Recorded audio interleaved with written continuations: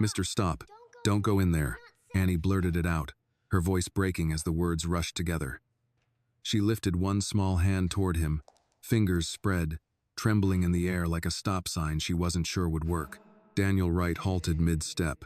The interruption irritated him before it surprised him. He had been moving fast, mind already inside the meeting, already weighing numbers and outcomes. He looked down, expecting to see a staffer's child who had wandered too far. Instead, he saw a girl 6 years old at most, standing squarely in his path. "Hey," he said, steady but firm. "You're blocking the doorway." Annie didn't move. "I really need to get inside," Daniel continued. "You can't stand here." "I know," she said quickly. "That's why I'm here." Her hand stayed raised. She was shaking now, not just her fingers but her shoulders too, as if fear were running through her body faster than she could control it. Daniel exhaled, keeping his voice even. "Listen, you're not in trouble, but you're in the way." "I have to be," Annie whispered. He glanced past her toward the closed conference room door. The meeting had already started. He could hear muffled voices, relaxed, confident. The sound irritated him more than the delay. "Annie," he said, reading the name stitched onto the strap of her backpack. "I don't want to be rude, but you're stopping me from doing my job." Her eyes flicked to the door, then back to him. "If you go in now," she said, "they'll win." That made him pause. "What?" he asked. "They're ready," she said. "They put something there." Daniel straightened slightly. "Put what where?" Annie took a half step closer, lowering her voice. "In the room, near the table. I saw them last night." Daniel felt a prickle of unease, though he told himself not to indulge it. Children misinterpreted things. That was normal. "Saw who?" "The men," she said. "The ones who laugh too much." He almost smiled at that, then didn't. "Annie," he said carefully. "What exactly did you see?" She swallowed. "A little black thing, with a wire. They hid it under the edge." Daniel's irritation faded, replaced by something colder. "What kind of thing?" "I don't know the name," she said quickly, afraid he would dismiss her. "But my dad fixes rooms like that. He checks for them. He says they listen even when you don't know." Daniel's jaw tightened. "Your dad works here?" "Yes," she nodded. "He cleans and fixes the computers. He showed me once. He said bad people use them to make others look guilty." Daniel didn't respond immediately. "You're saying there's a recording device in that room?" he said slowly. "Yes," Annie whispered. "And they said they'd turn it on when you sat down." Daniel's spine stiffened. His hand curled slightly at his side. "Why would they do that?" Annie shook her head. "I don't know all the words, but I know your name. They said it a lot." The sound of laughter drifted faintly through the door. Familiar voices. Trusted voices. Daniel took a step toward the door. Annie reacted instantly, stepping in front of him again. Both hands out now, panic flashing across her face. "No, please." "Not yet, Annie," he said, firmer now. "You can't physically stop me. I have to," she said, tears pooling but not falling. "If you go in, they'll say you did something you didn't. They said they'd use it against you." The words hit harder than he expected. "Use what against me?" he asked. "The recording," she said. "They'll cut it. My dad said you can make anyone sound bad if you cut it right." Daniel felt his body go rigid. He had spent his life navigating risk, contracts, hostile takeovers, lawsuits. He knew what an illegal recording could do in the wrong hands. He also knew how often threats came disguised as children's fears. But something about the way Annie stood there, small, shaking, but unmoving, kept him from brushing past her. "When did you hear this?" he asked. "Last night," she said. "I was waiting for my dad. They didn't see me. They forgot to close the door." "What exactly did they say?" Daniel pressed. She closed her eyes, concentrating. One of them said, "Once he talks, we've got him." Another said, "The device will do the rest." And then they laughed. Daniel's breathing slowed. "Annie," he said quietly, "do you know what happens if you're wrong?" She opened her eyes. "Yes." "What?" "You'll be mad at me," she said. "And my dad might lose his job." The words landed with a weight that had nothing to do with corporate risk. Then why tell me? Daniel asked. Because if I don't, she said softly, everyone else loses.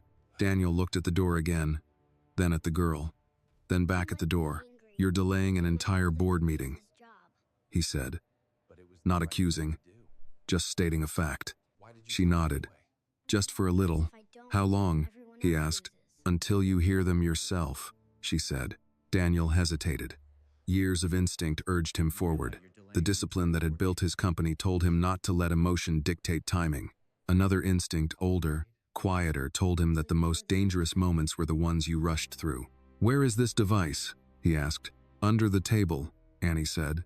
On the side where you sit. Daniel felt his chest tighten. He took a deliberate step away from the door. Annie's breath hitched. Okay, he said calmly. We're not going in yet. Her shoulders sagged with relief, as if she had been holding herself upright by sheer will. But you have to be quiet, he added. Can you do that? She nodded immediately, pressing her lips together with both hands for emphasis. Daniel turned his body slightly, angling himself toward the door but not touching it. He leaned closer, just enough to hear. Inside, a voice said, once he starts talking, we trigger it. Daniel's blood went cold. Annie's eyes widened. She looked up at him, terrified but certain. Daniel didn't look back at her. He kept his gaze on the door, listening, and in that moment, standing in a hallway, delayed by a child who refused to move, he understood something that had nothing to do with power or position. If Annie hadn't stopped him, he would have walked straight into the trap. He lowered his voice to a whisper. You did the right thing, he said. Annie nodded, gripping the straps of her backpack like an anchor. They stood there together, waiting, and Daniel Wright, who had built his life on decisive action, chose stillness instead. Daniel Wright did not move. The hallway felt narrower now, as if the walls themselves had leaned in. He stood beside the closed conference room door, hands relaxed at his sides, posture calm enough to fool anyone passing by. Inside, voices continued, confident and careless. Outside, time stretched thin. Annie stayed close to him, her small body angled toward the door, her head tilted slightly as if she were listening with her whole self. She didn't speak. She didn't fidget. She did exactly what she had promised. Daniel had built an empire by understanding timing. Markets rose and fell on timing. Deals succeeded or died on timing. But this was different. This was not about acting at the right moment. It was about not acting too soon. From behind the door, a voice said, once he starts talking, it's clean. We'll have what we need. Daniel's jaw tightened. He kept his eyes forward, unfocused, as if he were alone with his thoughts instead of standing inches from a betrayal. He thought of the first office he'd ever rented. A converted storage space with flickering lights and a coffee machine that only worked if you kicked it. He had slept there some nights, jacket folded under his head, convinced that if he stopped moving, even for a day, the whole thing would collapse.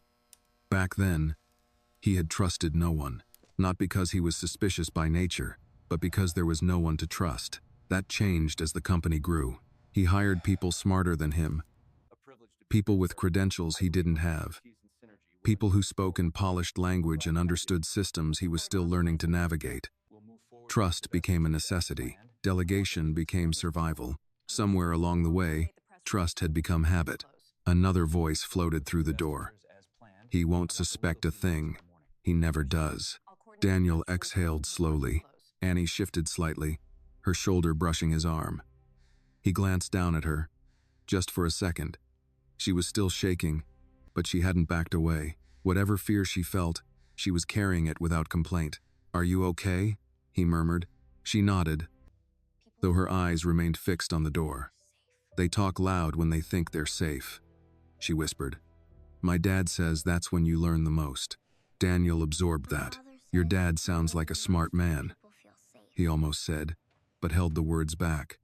This wasn't the time for reassurance that sounded like praise. It was the time for listening. Inside, a chair scraped. Someone laughed. A glass clinked against the table.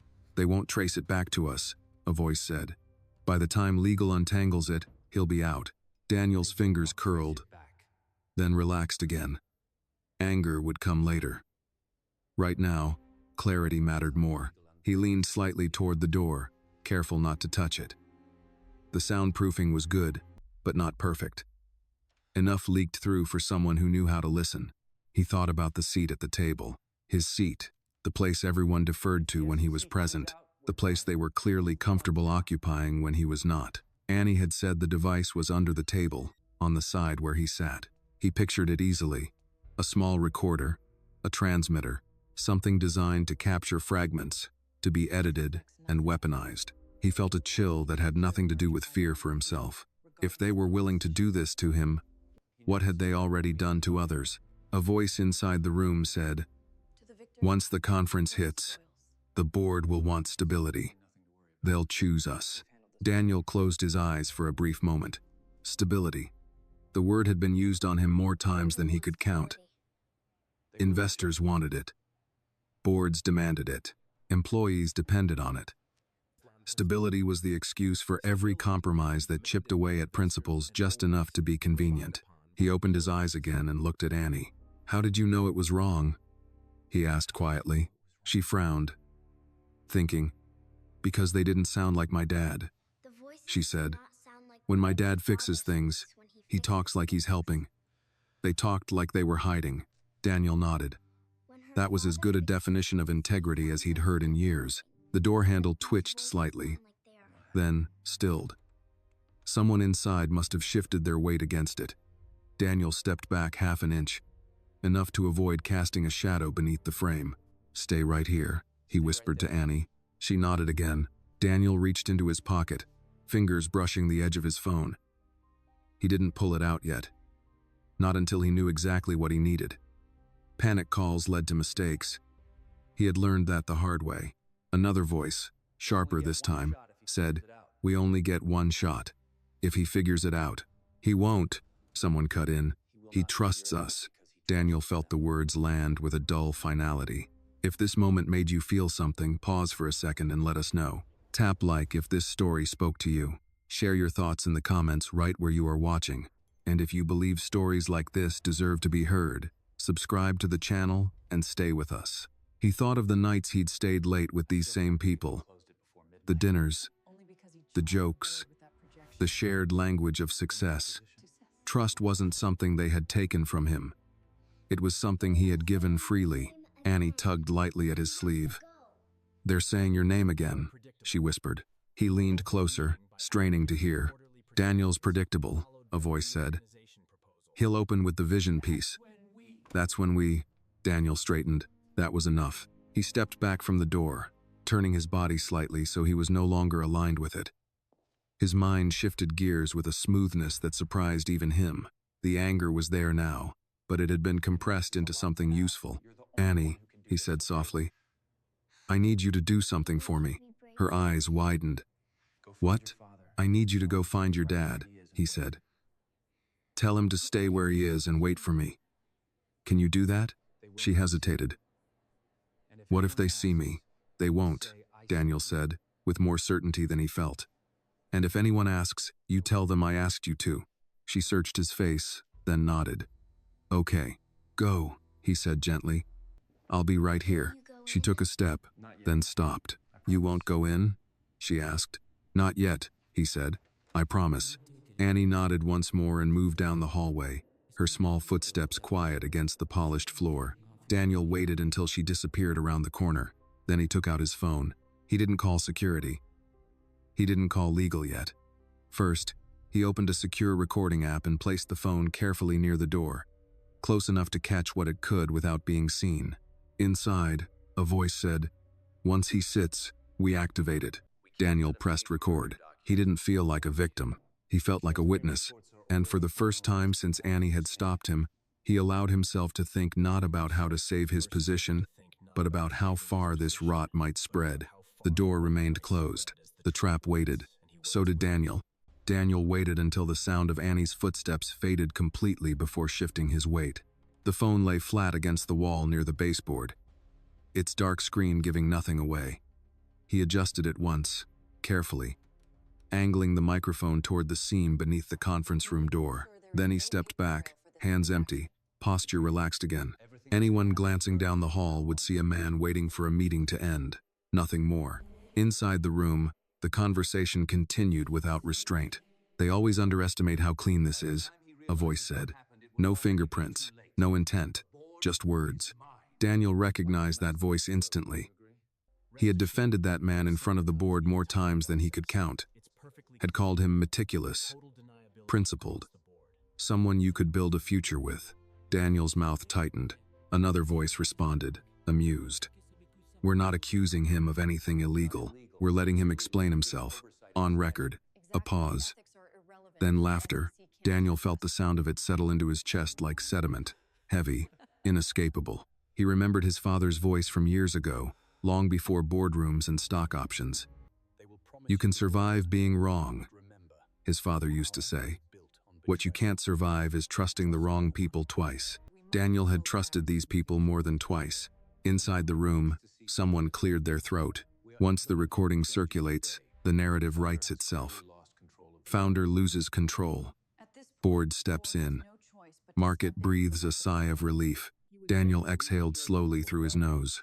He thought of the conference ahead, the speeches he was meant to give, the investors he planned to reassure, the employees who would watch the live stream from break rooms and kitchen tables, believing that whatever happened at the top would somehow trickle down to them as security. None of them knew they were already being gambled with. A hand brushed his sleeve. Daniel's head turned sharply before he caught himself. Annie's father stood beside him, eyes wide, face pale beneath the fluorescent lights. He was still wearing his maintenance badge, the edges frayed, his hands bearing the permanent grime of someone who fixed things no one else wanted to touch. "She said you wanted to see me," the man whispered. "Is she... She's safe," Daniel said immediately. "She did exactly what she needed to do." The man swallowed. "She told me something bad was happening." Daniel nodded. She was right. The man's shoulders sagged, as if the confirmation cost him more than the uncertainty. "I told her to keep her head down," he said quietly. "I told her people don't like trouble." Daniel looked at him fully now. "Your daughter didn't cause trouble," he said. "She prevented it." The man hesitated. "Sir, if this has anything to do with those people in there..." "It does," Daniel said. "And I need your help." The man stiffened. "I can't afford to lose this job." "You won't," Daniel said without hesitation. "Not today. Not because of this."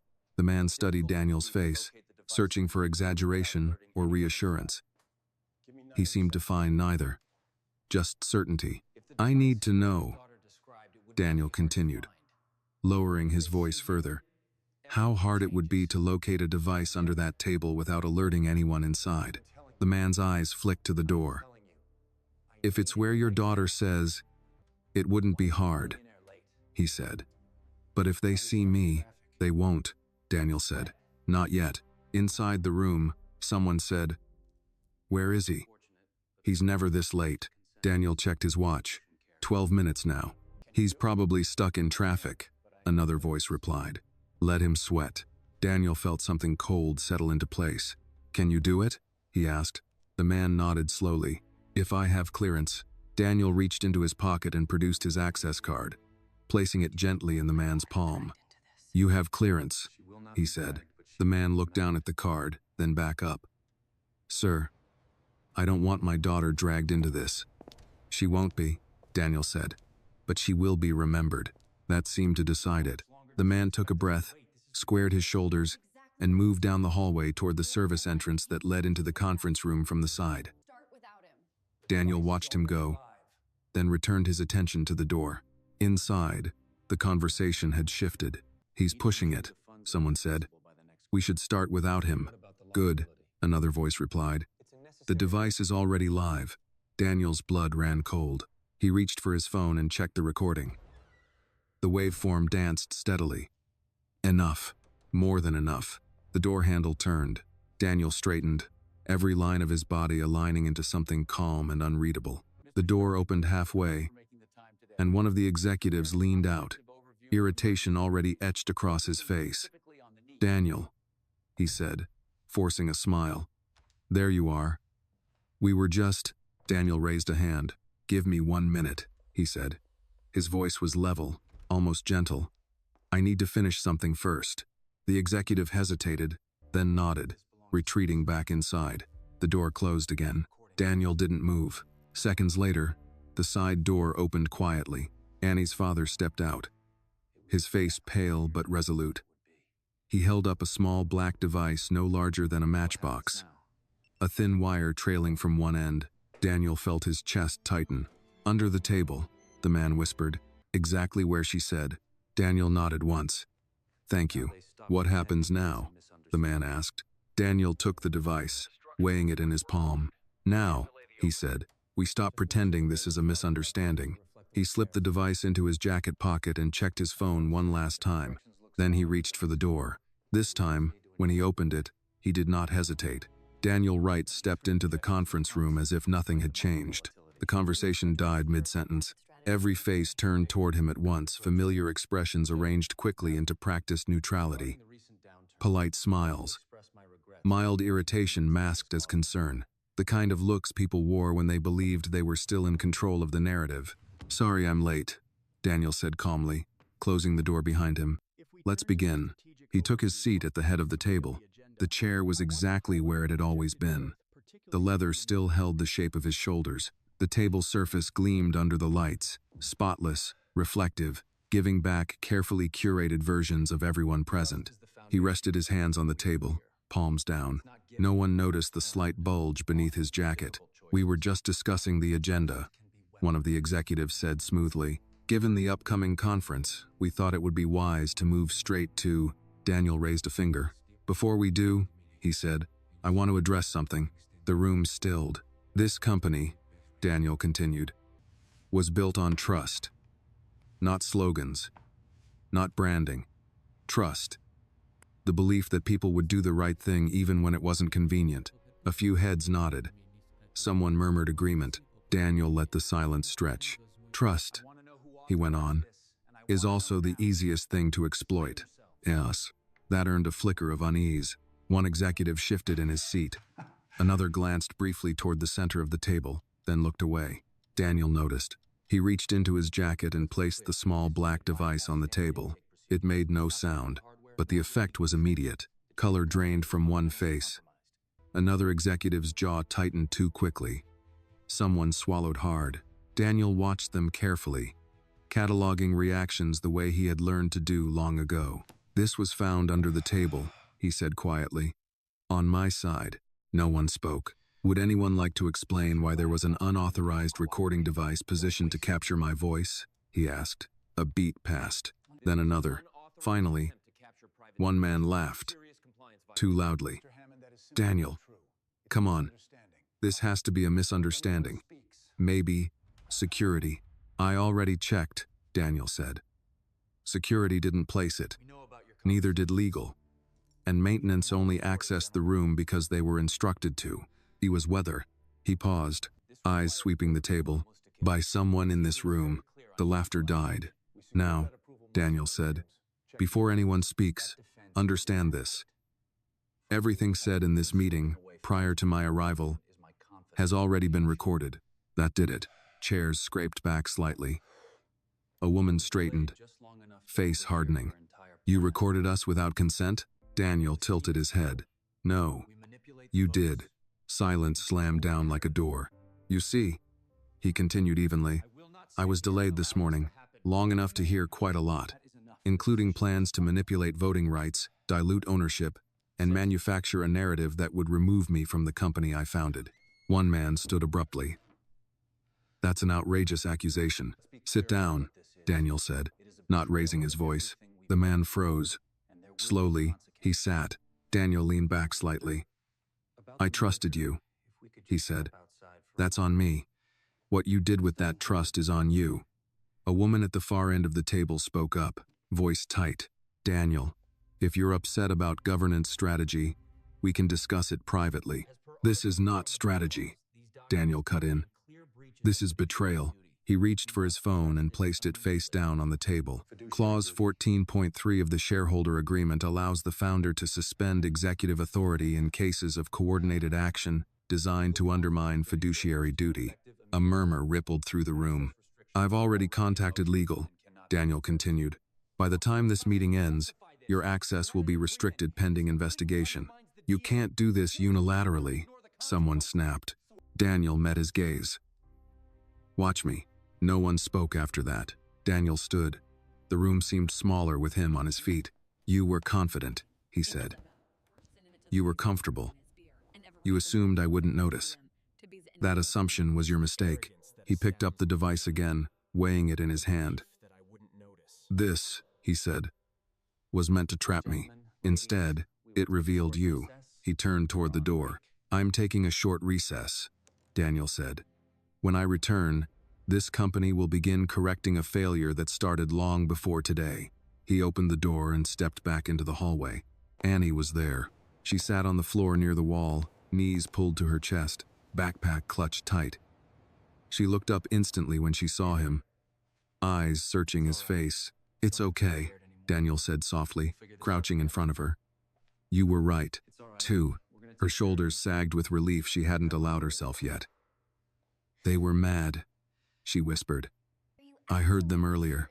They won't be mad at you," Daniel said. "They won't touch you or your dad." He meant it. Annie hesitated. "Did you go in?" "Yes." "And?" she asked. Daniel considered his answer. "And now," he said, "things are going to change." She nodded, accepting that in the way children sometimes accept truths too big to question. "Come on," he said gently. "Let's go find your dad." As they walked down the hallway together, Daniel felt something unfamiliar settle into him. Not relief, responsibility. And he knew, with a clarity that had nothing to do with boardrooms or power, that this story did not begin in that meeting room. It began with a child who refused to step aside. Daniel found Annie's father in the maintenance bay 2 floors below, standing beside an open server cabinet with his sleeves rolled up and a wrench frozen midair. He looked up sharply when he saw them approach, fear flashing across his face before he could hide it. "Annie," he said first, relief breaking through. "I told you to wait." "I did," she said quickly. "I waited. Then I listened." Her father's eyes flicked to Daniel, uncertain. "Sir, I'm sorry if she caused." "She didn't cause anything," Daniel said, cutting in gently. "She prevented it." The man blinked. "I don't understand." "You will," Daniel replied. "But first, I need you to know this. Your daughter is safe. Your job is safe. No one here will retaliate against either of you." The words landed cautiously, like something the man wanted to believe but had learned not to accept too quickly. "My name is Marcus," he said finally. "I fix what they don't want to think about. Cables, servers, dead zones." Daniel nodded. "Then you already understand how rot spreads when no one checks beneath the surface." Marcus glanced at Annie. She stood very still now, eyes moving between the 2 men, absorbing more than either realized. "They were planning to blame him," she said softly, as if explaining a simple truth. "I heard them." Marcus closed his eyes for a moment. When he opened them, something hard had settled there. "I've suspected things," he admitted. "Irregular access logs. After-hours system pings that didn't line up with maintenance schedules. When I flagged it, I was told it was above my pay grade." Daniel felt the weight of that phrase press down on him. Above my pay grade. How many warnings had died there? "Why didn't you push harder?" Daniel asked, not accusing, just asking. Marcus looked at his daughter. "Because I have her," he said simply, "and because people who push too hard disappear quietly." Daniel absorbed that. He had built safeguards on paper, compliance frameworks, reporting channels, ethics committees. None of them mattered if fear outpaced trust. "I'm going to ask you to do something difficult," Daniel said. "And I need to know if you're willing." Marcus straightened. "If it protects her, yes. It protects more than her," Daniel said. "It protects everyone who works here and doesn't have the luxury of power." "This," he explained quickly, "the investigation, the temporary suspension of executive access, the need for someone who understood the company's systems from the inside out without being compromised by ambition." Marcus listened without interrupting. When Daniel finished, he took a breath. "You're asking me to step into the open," he said. "That comes with a cost." "Yes," Daniel said. "And I won't pretend otherwise. But it also comes with authority. And backing." Marcus looked down at Annie. She nodded at him, small and certain. "Okay," he said. "I'll help." Daniel extended his hand. Marcus shook it, his grip firm but wary, like a man stepping onto unfamiliar ground. An hour later, the building felt different. Word traveled fast in corporate spaces, faster than official memos ever could. Executives were escorted out of secured areas with quiet efficiency. Access badges deactivated. Email accounts locked pending review. Meetings postponed. The hum of speculation rose like static. Daniel stood in his office for the first time that day. Jacket folded over the back of his chair, the recording device resting on his desk like an accusation that didn't need words. He stared out the window at the city below. He had always loved this view, the order of it, the sense that from enough distance, chaos arranged itself into something manageable. Behind him, the door opened softly. "Sir?" Marcus said. "Legal is on line 1. They've confirmed what you suspected." "This goes deeper." Daniel closed his eyes briefly. "How deep?" "Deep enough that it didn't start today," Marcus replied. "And it won't end quietly." Daniel nodded. "Nothing worth fixing ever does." Marcus hesitated. "There's something else." Daniel turned. "Go on." "Annie," Marcus said. "She's worried she did something wrong." Daniel felt something twist in his chest. "Bring her in." End quote. Moments later, Annie stood in the doorway, her backpack still clutched tight. She looked smaller here, surrounded by glass and polished wood, as if the room itself might judge her. Daniel crouched in front of her again, slow and deliberate. "You didn't do anything wrong," he said. "But I stopped you," she said. "You said you were busy." "I was," Daniel replied. "And I was also about to make a very big mistake." She frowned. "Grown-ups make mistakes?" "All the time," he said. "The worst ones usually come from thinking we can't." She considered that. "Are you mad?" "No," Daniel said. "I'm grateful." Her shoulders relaxed just a little. "You listened," she said. "Yes," Daniel agreed. "Because you spoke." He stood and turned to Marcus. "Effective immediately," he said. "I want you overseeing system audits directly. You report to me. No intermediaries." Marcus stared. "Sir, that's necessary," Daniel finished. "And overdue." Marcus nodded slowly. "I won't let you down." "I know," Daniel said. "You already proved that." When they left, Daniel returned to his desk and sat for the first time since morning. He picked up the device again, turning it over in his hand. This wasn't just about an attempted coup. It was about a culture that had learned to look past people like Marcus, like Annie, about a system that mistook silence for consent. He opened his laptop and began drafting a message to the company. Not the polished version legal would later refine. The first one, the honest one. Outside, the city kept moving. Inside, something fundamental had shifted, and Daniel Wright understood now that leadership wasn't about being the loudest voice in the room. Sometimes, it was about stopping long enough to hear the smallest one. The email sat open on Daniel Wright's screen for several long minutes before he typed a single word. Outside his office, the building moved in low, restless currents. Phones rang and stopped ringing. Elevators chimed. Somewhere down the hall, a printer hummed steadily, unaware that the ground beneath it had shifted.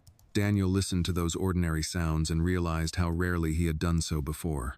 He typed, "This morning, something happened that cannot be ignored." He stopped, deleted the sentence. Too vague, too safe.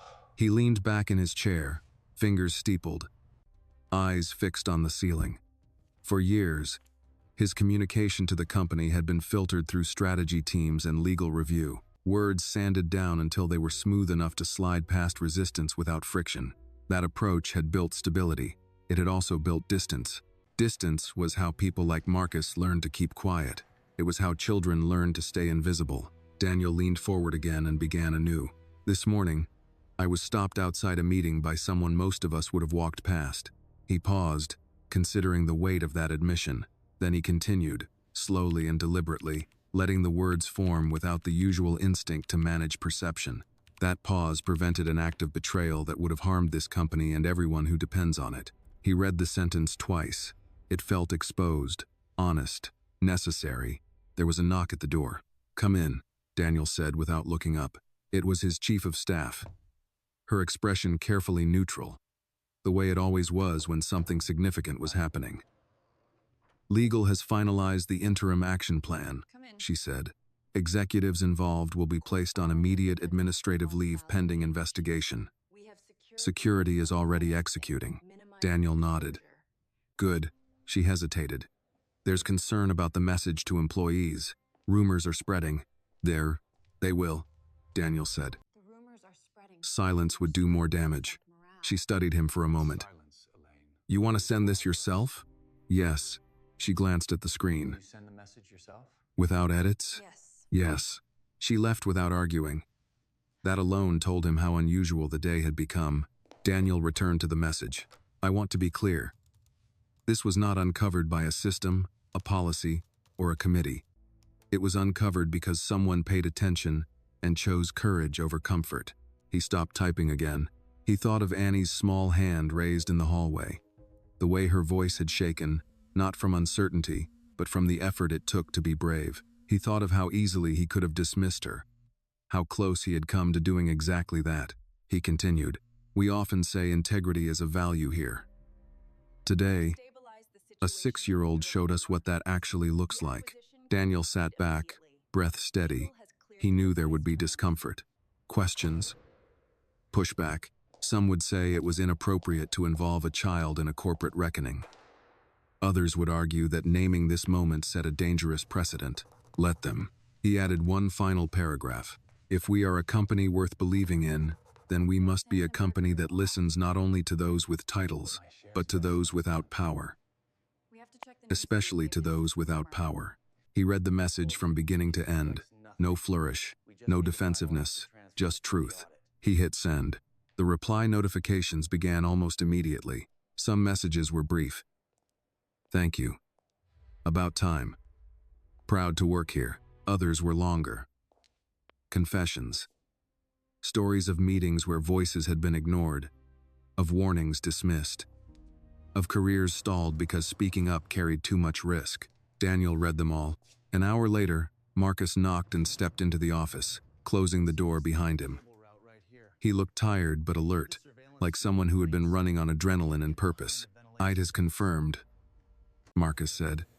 The device wasn't the only one. There were 2 others in adjacent rooms. Same model, same install pattern. Daniel's jaw tightened. "How long?" "At least 3 months," Marcus said. "Possibly longer." Daniel absorbed that. 3 months of conversations captured, of trust compromised. "Can we trace access?" Daniel asked. "Yes," Marcus said, "but not without exposing some uncomfortable truths." Daniel met his gaze. "Do it." Marcus nodded. "There's something else." Daniel waited. "Annie's been asking questions," Marcus said. "About why people were lying. About why grown-ups need to hide things." Daniel exhaled slowly. "What did you tell her?" "The truth," Marcus said. "As much as a 6-year-old can understand." Daniel stood. "Bring her up." Minutes later, Annie sat on the edge of the chair across from his desk, feet not quite reaching the floor. She looked around the office with quiet curiosity, her fear replaced by cautious interest. "Did I get anyone in trouble?" she asked. Daniel knelt in front of her, bringing himself level again. "You didn't get anyone in trouble," he said. "They did that themselves." She frowned. "But they're mad. Some of them are," Daniel said. "That happens when people are caught doing the wrong thing." "Is my dad in trouble?" she asked. "No," Daniel said firmly. "Your dad helped fix something important." She thought about that. "Fixing is good," she said. "Yes," Daniel agreed. "It is." She looked at him seriously. "Are you going to listen more now?" The question hit harder than any accusation. "Yes," Daniel said after a moment. "I am." She nodded, satisfied, and slid off the chair to stand beside her father. When they left, Daniel returned to his desk, but he did not sit. He stood by the window instead, watching the late afternoon light stretch across the city. He thought of the conference ahead, the questions he would face, the explanations he would have to give. He welcomed them. For the first time in a long while, Daniel Wright felt aligned with the reason he had started all of this in the first place. Not to win, not to dominate, but to build something that didn't require silence to survive. And he knew this was only the beginning. The people who had planned his removal would not disappear quietly. There would be lawyers, statements, counter-narratives, attempts to reframe what had happened as overreaction or misunderstanding. But Daniel was no longer interested in comfort. He was interested in clarity. And clarity, he was learning, often arrived from the most unexpected places. By the next morning, the building no longer whispered. It hummed. Daniel arrived early, not out of urgency but intention. The lobby lights were still warming up, casting a soft amber glow across the polished floor. Security nodded as he passed, their expressions subtly different, now more attentive, less performative. He noticed these things. He was noticing everything. The night had not been quiet. Emails from board members had come in waves, some cautious, some alarmed, a few openly hostile. Attorneys had requested calls to clarify context. One former executive had already leaked a carefully worded statement to the press, framing the suspensions as temporary governance disagreements. Daniel had read it without expression. The truth, he knew, did not rush. It waited. In his office, Marcus was already there, sleeves rolled up, tie loosened, eyes sharp behind the fatigue. The screen behind him glowed with access logs and timestamps. They didn't just listen, Marcus said without preamble. They curated. Daniel set his coffee down untouched. Explain. The recordings, Marcus continued. They weren't raw. They were reviewed, clipped, tagged. Whoever was doing this planned to use selective excerpts to build a case. Not criminal reputational. Daniel nodded slowly. Enough to force the board's hand. Exactly, Marcus said. Paint you as unstable. Volatile. Say the founder had become a liability. Iris. Daniel felt a familiar anger rise, then settle. He had been in rooms where men like that spoke about others as if they were already gone. He had never imagined himself as the subject. Who else knew? Daniel asked. Marcus tapped a key. Names populated the screen. Mid-level executives. Legal liaisons. A communications consultant Daniel vaguely remembered approving years ago. They created layers, Marcus said, so no one could claim full responsibility. Daniel leaned back. Cowardice scales well. Marcus allowed himself a thin smile. It does. A knock came at the door. Daniel didn't turn. Come in. It was the head of corporate communications, her posture rigid, her tablet clutched tightly. We have a situation, she said. The press is asking about the child. Daniel turned slowly. What child? The one mentioned in your email, she said. Someone leaked it. They're speculating, asking whether a minor was involved in a security breach. Well, Marcus stiffened. Daniel stood. No child was involved in wrongdoing, he said. A child spoke the truth. She hesitated. They're framing it as recklessness, as emotional decision-making. Of course they are, Daniel said calmly. That's easier than accountability. He walked to the window, looking down at the street below. Parents walking children to school. A man pushing a coffee cart. A woman waiting at the crosswalk, scrolling through her phone. Lives unfolding without knowing how close a few decisions had come to affecting them. Prepare a statement, Daniel said. No names, no details. Just this. The company is grateful for integrity wherever it appears, and retaliation will not be tolerated. She nodded, relieved to have direction, and left. Marcus exhaled. They'll keep circling. I know, Daniel said. That's fine. There was another knock. Softer this time. Annie stood in the doorway, her backpack zipped, her hair freshly braided. She looked smaller in the morning light, as if yesterday had required more of her than today would allow. Hi, she said. Hi, Daniel replied, crouching automatically. My dad said I could say thank you, she said, for listening. Daniel smiled faintly. I should be thanking you. She considered that. You did listen, she said. Most people don't. I'm learning. Daniel said. She glanced around the office. Is this where you decide things? Sometimes, he said. But not always. She nodded, satisfied, and turned to leave. Then she stopped. Are they still lying? She asked. Daniel paused. Some of them are trying, he said honestly. But lies don't work very well once the truth is heard. She smiled at that, a small, genuine smile. Then she left. Daniel watched the door close behind her. Marcus cleared his throat. She's perceptive. She had to be, Daniel said. That's what happens when adults forget to lower their voices. The day moved forward with deliberate speed. Meetings were canceled. Others were reshaped. Daniel spoke with board members one by one, not to defend himself, but to lay out facts. He offered evidence. He offered time. He offered nothing resembling compromise. By afternoon, the narrative began to shift. Not publicly yet, but internally. People spoke more carefully. Some spoke for the first time. An assistant sent Daniel an anonymous message thanking him for making it safe to breathe again. A facilities supervisor wrote about warnings he'd raised years earlier that went nowhere. A junior analyst admitted she'd once been told to stay in her lane when she questioned a suspicious transfer. Daniel read every word. He felt the weight of it, not pride, not vindication, but responsibility. Late in the day, Marcus returned with a final update. Legal confirms we can proceed, he said.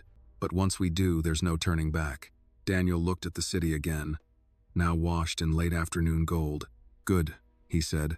We're done pretending this was an isolated incident. He picked up his phone and drafted a single message to the board. This investigation will continue, not to punish, but to correct. If that makes anyone uncomfortable, they should ask themselves why. He sent it without hesitation. That evening, as the building slowly emptied, Daniel remained. Not working, thinking. He thought about Annie's question. Are they still lying? Yes, some were, but others were finally telling the truth, and that mattered more, because systems didn't fail all at once. They failed quietly, in moments when no one listened, and Daniel Wright had learned too late, but not irreversibly, that leadership began not with authority, but with attention. The first lawsuit threat arrived just after noon. Daniel was in the smaller conference room with Marcus and two attorneys when his phone vibrated against the table. He glanced at the screen, read the sender's name, and felt no surprise at all. They've retained outside counsel, one of the attorneys said, watching his expression. Preemptive posture, aggressive language. They'll claim wrongful suspension, reputational harm, breach of contract. Daniel set the phone down. They're scared, he said. That's new for them. Marcus leaned back in his chair. Fear makes people sloppy. Yes, Daniel replied. And honest. Sometimes, if we're patient. Patience had never been Daniel's strongest skill. He had built his career on decisiveness, on moving before hesitation could calcify into doubt. But the past 24 hours had taught him something sharper than speed. They had taught him the value of restraint. The attorneys outlined next steps, injunctions, preservation orders, media strategy. Daniel listened, asked precise questions, approved the necessary actions. Then he dismissed them. When the door closed, the room felt quieter, almost human again. You okay? Marcus asked. Daniel nodded. I'm thinking about what comes after. Marcus studied him. After the investigation? After the reckoning, Daniel said. Those are not the same thing. He stood and walked to the window. Below, the street pulsed with ordinary life. Delivery trucks idled. A group of construction workers ate lunch on the curb, laughing at something Daniel couldn't hear. He wondered how many of them had been recorded without consent in some other office, in some other building, by people who assumed power protected them. Culture doesn't change because people are removed, Daniel said. It changes because people believe removal is possible. Marcus nodded slowly. Then you'll need allies. I already have some, Daniel said. Thinking of Annie without saying her name, there was a knock at the door. This time, it wasn't hesitation or crisis that entered the room. It was presence. Elaine Porter stepped in, her posture straight, her gray hair pulled back neatly, her expression unreadable in the way only someone with decades of experience could manage. She had been on the board longer than anyone else. Longer than Daniel. "May I?" she asked, gesturing to the chair. "Of course," Daniel said. She sat. "I wanted to speak before rumors harden into positions." Daniel appreciated that. "Go on. You've disrupted something," Elaine said. "Some people are calling it reckless. Others are calling it overdue. And you?" Daniel asked. She met his gaze steadily. "I'm calling it a test." Daniel waited. "For years," Elaine continued, "this company has said the right things. Ethics, transparency, accountability. But when those values became inconvenient, they were deferred. You exposed that." Daniel felt no pride in the statement, only recognition. "There will be pressure," Elaine said, "to minimize, to isolate the problem to a few bad actors, to move on." "I won't," Daniel said. "I know," she replied. "That's why I'm here." She leaned forward slightly. "You're going to need the board's support to go further, not just legally, symbolically, and you won't get it by force." Daniel nodded. "I'm listening." Elaine studied him for a long moment. "Then listen to this. If you want people to speak up, you must protect the smallest voice first. Not publicly, institutionally." Daniel thought of Annie again, of her father, of the countless others who had learned to stay quiet. "What are you suggesting?" he asked. Elaine smiled faintly. "Formalize what happened yesterday. Not the incident, the principle." Daniel's interest sharpened. "Go on. A protected channel," she said. "Independent oversight, guaranteed anonymity, and consequences that don't disappear into committees." Daniel felt something align in him. A system that listens. "Yes," Elaine said. "Because courage shouldn't depend on age, position, or luck." Daniel exhaled slowly. "I should have done this years ago." Elaine's expression softened. "Most people realize that too late. You didn't." After she left, Daniel sat alone for several minutes, letting the weight of her words settle. He opened a new document and began outlining what such a system might look like. Not polished, not perfect, just real. Later that afternoon, he found Annie again in the cafeteria, sitting at a table with her father, swinging her legs as she ate an apple. She looked up when she saw him and waved, unself-conscious. "Did you fix it?" she asked. "Not all of it," Daniel said honestly, sitting across from them. "But we're working on it." Her father watched him carefully. "People are talking," he said. "Some of them aren't happy." Daniel nodded. "That means it matters." Annie tilted her head. "Does fixing always make people mad?" "Sometimes," Daniel said. "Especially if they liked things broken." She considered that, then shrugged and took another bite of her apple. Daniel smiled. That evening, as the sun dipped low and the building began to empty again, Daniel returned to his office and reviewed the day's messages one last time. Among them was a short note, unsigned. "I've been waiting for someone to listen for a long time. Thank you." Daniel closed his laptop and stood. The reckoning was only beginning. Lawsuits would come. Headlines would distort. Allies would falter. But something irreversible had already happened. The smallest voice had been heard, and the system, once cracked, would never sound the same again.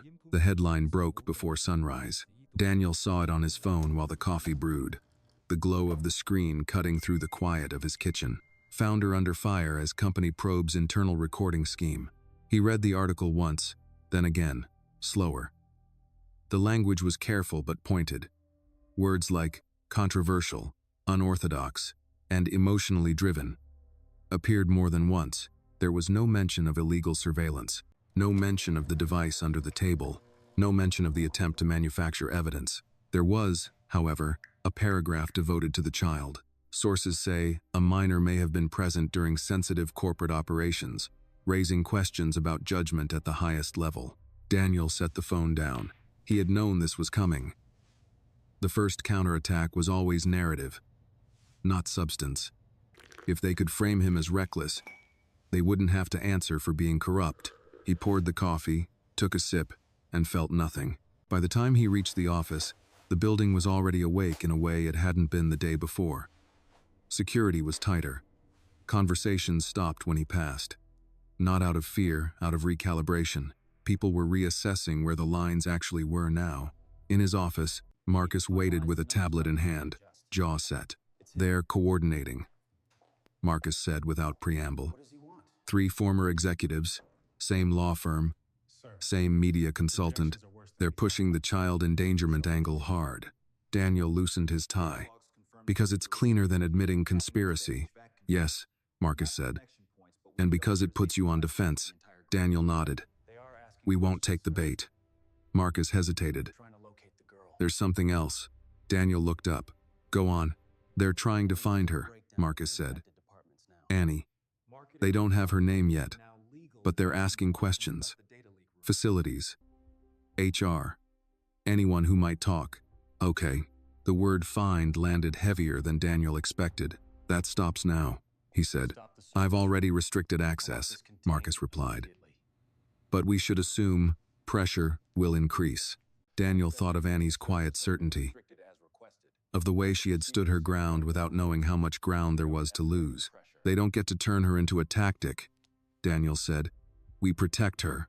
Fully. Marcus nodded. Already in motion, a knock came at the door. Elaine Porter entered, expression tight but controlled. We need to talk, she said. Daniel gestured to the chair. I assumed we would. She sat. The board is split. About? Daniel asked, though he already knew. About you, she said. Some believe you've gone too far. Others believe you haven't gone far enough. Daniel almost smiled. That sounds about right. Elaine did not return the smile. There's concern that this will become personal, that your judgment is compromised. Dear. Daniel met her gaze steadily. Is it? Elaine held his eyes for a long moment. No, she said finally. But perception is a weapon, and they're using it well. Daniel leaned back. Then we respond with facts. Not outrage. Elaine nodded. Good. Because there's a vote coming. Not to remove you. Not yet. But to limit your authority during the investigation. Daniel absorbed that. And you? I haven't decided, she said honestly. Convince me. Daniel stood and walked to the window. He watched a city bus pull up, passengers stepping on and off, unnoticed. Essential. When I started this company, he said, I believed systems could replace vigilance. That if you built enough structure, integrity would take care of itself. Elaine listened. I was wrong. Daniel continued. Systems don't listen. People do. And people stop listening when they believe no one is listening to them. He turned back to her. This isn't about a child in a hallway. It's about every person who learned that silence was safer than truth. Elaine studied him. That's not a legal argument. No, Daniel said. It's a moral one. She stood. Morality doesn't win board votes. Then let's talk consequences. Daniel replied. If you sideline me now, you signal that power protects itself when challenged. If you don't, you signal that this company means what it says. Elaine considered that. You're asking people to choose discomfort. Yes, Daniel said, because comfort is what got us here. She exhaled slowly. I'll take that with me. After she left, Daniel sat alone for a long time. By midday, the pressure intensified. Requests for comment, demands for clarification. A shareholder threatened to pull funding if instability continued. Another quietly expressed support, asking only that Daniel hold the line. He did. In the afternoon, Marcus returned, face grave. They found her school, he said. Daniel's chest tightened. How? Public records, Marcus said. Nothing illegal, but the intent is clear. Daniel stood immediately. We move her, today. It's already arranged, Marcus said. Temporary housing, security, discretion. Daniel nodded once, grateful beyond words. Later, as dusk settled over the city, Daniel found himself in the hallway again. The same one where everything had begun. It looked unchanged, polished, quiet, deceptively ordinary. Annie stood there with her backpack, her father beside her. A security officer waited a respectful distance away. Are we in trouble? Annie asked when she saw him. Daniel knelt in front of her.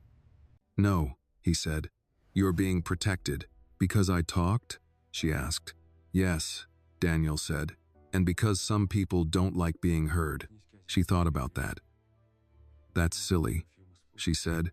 He smiled, despite everything. "It is." Her father cleared his throat. "Sir, we don't want special treatment." Daniel looked up at him. "This isn't special," he said. "It's necessary." Annie tugged on Daniel's sleeve. "Are you okay?" she asked.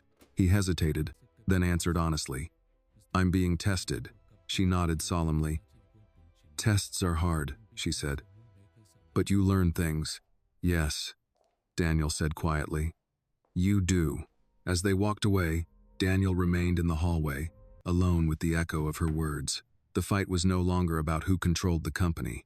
It was about what kind of company it was allowed to be. And Daniel Wright understood now that some tests didn't come with right answers, only the chance to choose who you were when the pressure came. The board meeting convened at 4 o'clock sharp. Daniel entered the room alone. No advisors, no lawyers, no prepared statements printed on heavy paper. Just a tablet under his arm, and the quiet steadiness that had replaced anger sometime during the night. The long oval table gleamed under recessed lights. Familiar faces arranged along its curve, some wary, some guarded, some openly strained. Elaine Porter sat near the center, hands folded, eyes on him. Daniel took his seat. "Let's begin," Elaine said. "This session is closed." No recording. A few heads turned instinctively, as if checking for devices that were no longer there. Daniel noticed. "The purpose of this meeting," Elaine continued, "is to determine whether the current investigation requires a temporary limitation of executive authority." Daniel nodded once. "Understood." One of the board members cleared his throat. "Daniel, before we proceed, I want to say this is unprecedented." The market response, the press, the uncertainty. Daniel didn't interrupt. "And the involvement of a minor," the man continued. "It complicates matters. It reveals matters," Daniel replied calmly. The man bristled. "That's a matter of opinion." "No," Daniel said. "It's a matter of sequence. She spoke before I acted. That distinction matters."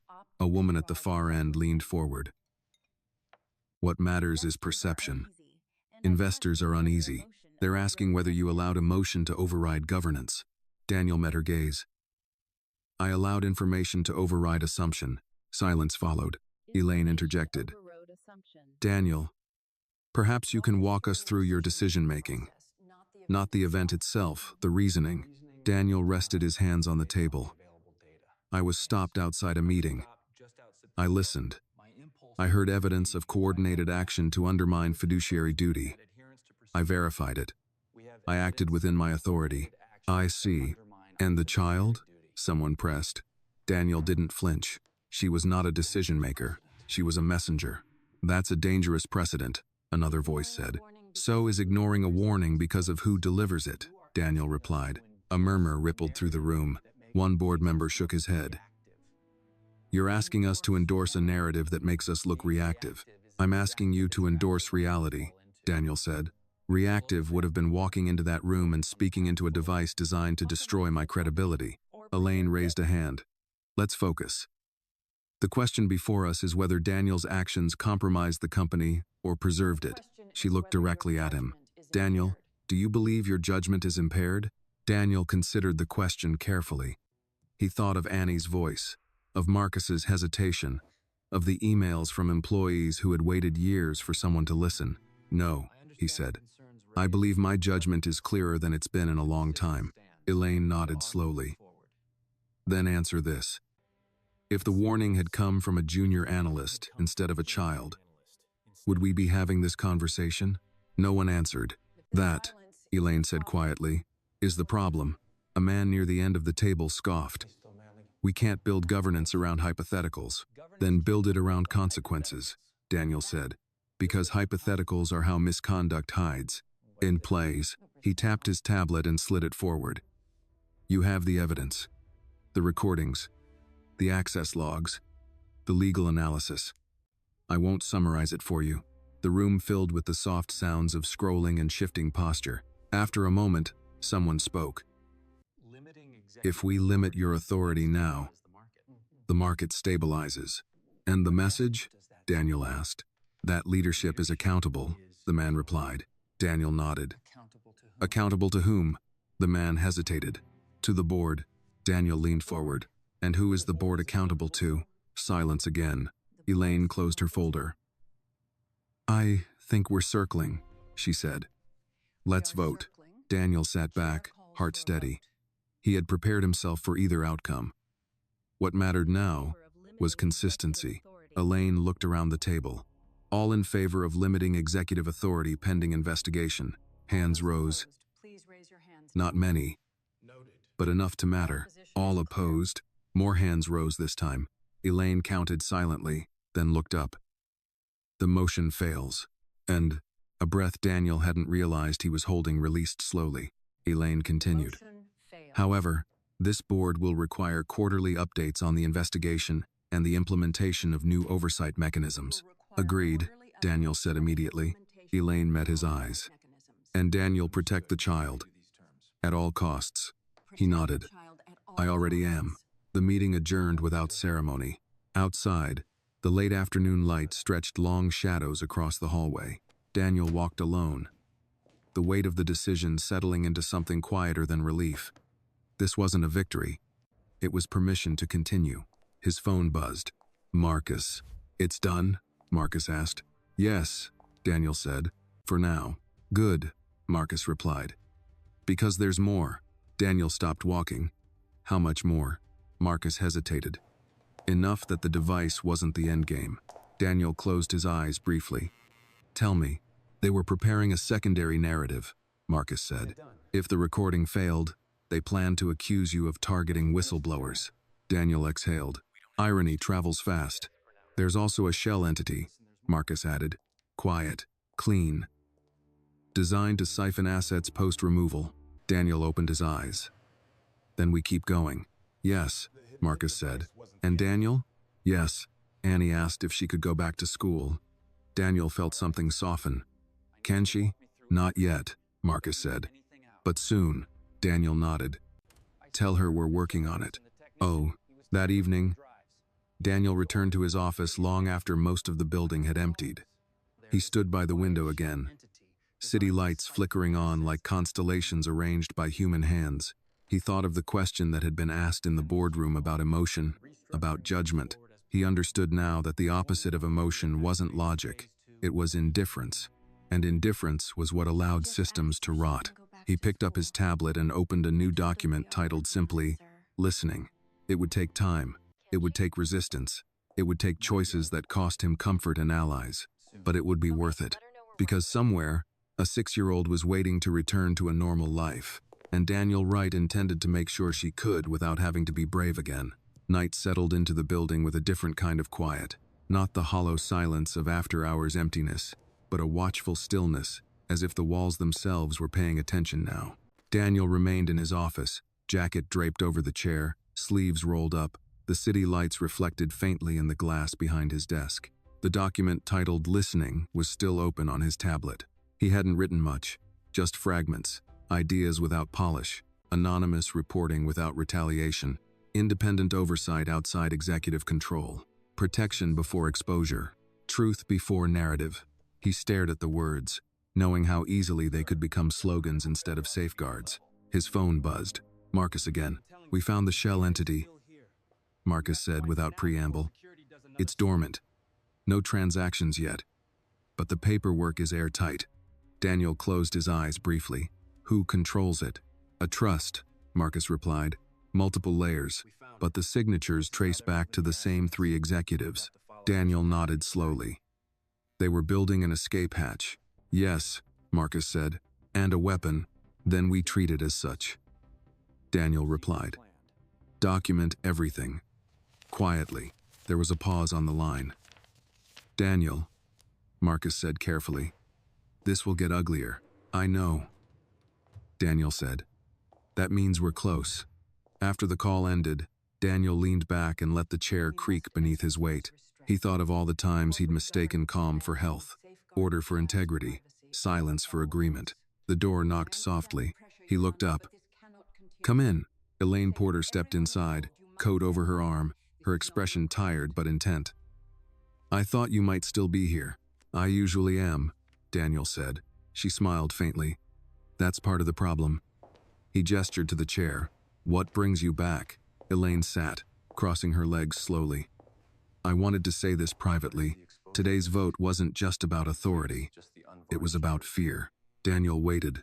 "Some of them are afraid of what you've started," she continued. "Not because it's wrong, because it can't be controlled once it spreads." Daniel nodded. "Truth rarely stays contained." Elaine studied him. "You're going to lose people." "I already have," Daniel said. "I just didn't know it yet." She considered that. "There's something else. The child." Daniel stiffened slightly. "What about her?" Elaine held his gaze. "Do not let her become a symbol." Daniel frowned. "She already is.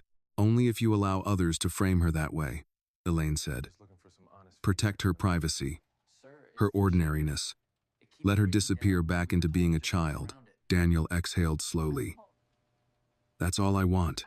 Elaine stood. "Good. Because if this turns into mythology, the lesson gets lost." After she left, Daniel remained still for a long moment. Ordinariness. He thought of Annie swinging her legs in the cafeteria, apple in hand, of her asking questions not to challenge authority, but to understand it. She didn't want to be brave. She had just refused to be silent. His phone buzzed again. This time, it was a message from an unknown number. "She keeps asking when things will be normal again. I don't know what to tell her." Daniel typed back without hesitation. "Tell her the truth. That normal takes time. But it's coming." A reply followed quickly. "Thank you." Daniel set the phone down. The next morning brought rain. It streaked the windows in uneven lines, blurring the skyline into something softer, less certain. Daniel arrived early again. But this time, he didn't go straight to his office. He walked the floors. He stopped by facilities, by security, by the break room, where night shift workers drank their coffee in near silence. Some looked up, startled. Others nodded cautiously. Daniel didn't give speeches. He asked questions. "What do you need? What slows you down? Who don't you feel safe disagreeing with?" At first, answers were guarded. Then, gradually, they loosened. A maintenance worker admitted he'd once been told not to log an after-hours access request. A junior manager confessed she'd been warned off escalating concerns because it made waves. A security guard said quietly that he'd seen executives treat staff differently depending on how they dressed. Daniel listened, not with a notebook, not with a strategy in mind, just listened. By midday, the press cycle had shifted slightly. Still critical, still sharp, but cracks appeared. An anonymous source confirmed the existence of illegal surveillance. Another hinted at deeper financial misconduct. The narrative was no longer one-sided. In the afternoon, Marcus entered Daniel's office holding a printed document. "We have confirmation," he said. "Federal interest." Daniel didn't react immediately. "When?" "Soon," Marcus said, quietly. "For now." Daniel nodded. "Good." Marcus hesitated. "You okay with that?" "Yes," Daniel said. "Sunlight works best when it's earned." As evening approached, Daniel received one last message. It was from Annie's father. She fell asleep asking if the bad men were gone. Daniel closed his eyes. "What do I tell her?"